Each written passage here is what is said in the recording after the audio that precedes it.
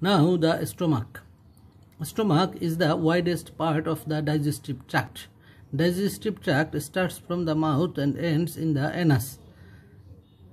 Along this course, the widest part of the digestive tract is the stomach, and it is also the most distensible part of this digestive tract, which stores the food particle and temporary reservoir of the food particle.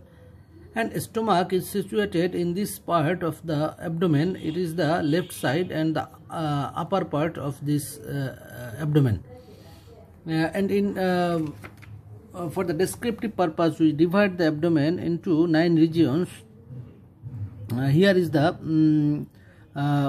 mid-clavicular line, and here is the transpyloric line, and here is the transtubercular line. And this line divides the abdomen into umbilicus, epigastrium, hypochondrium, lumbar, and the iliac region. The stomach remains in this epigastrium, left hypochondriac, and the umbilical. Sometimes when there is a distended stomach, that may remain in this lumbar region, but in normal anatomical position it lies in this epigastrium, left hypochondrium, and in the umbilical region. In the abdomen, we see the posterior wall of the abdomen, and this area here is the stomach, and here this area stomach will remain, and stomach will sit on a bed. This bed is formed by these structures. Here we see the pancreas, we see the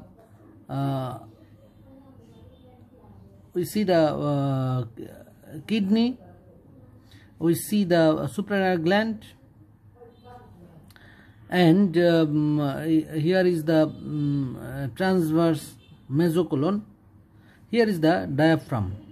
All the structures form the stomach bed. We see it more detail here.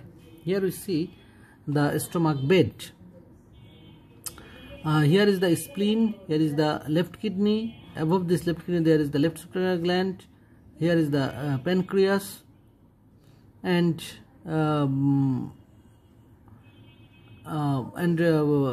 diaphragm will be there.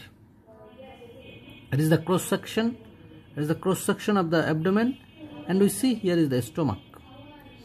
The stomach is stomach sits on a bed. This bed is formed by these viscera. But interesting thing that here we see there is a space in between the posterior wall of the stomach and the stomach bed. And if we see very closely, here we see there is a peritoneal reflection that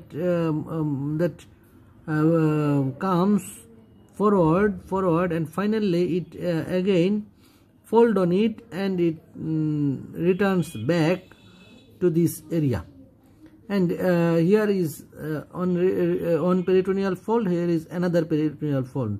Within this peritoneal fold there is an opening. This opening is known as the foramen, and this is the epiploic foramen. This epiploic foramen is the entrance of this sac. This is a sac of peritoneum, and this is a small sac, so this is known as the lesser sac. So we can conclude that the stomach is situated on the stomach bed, but there is a gap between the stomach and the stomach bed, that is the lesser sac. So here is the lesser sac. Do not confuse it with the lesser omentum. We will tell it later, the lesser omentum. And now the details of the stomach. Here we see, here is the stomach, and the stomach, for the describing the features of the stomach, we have to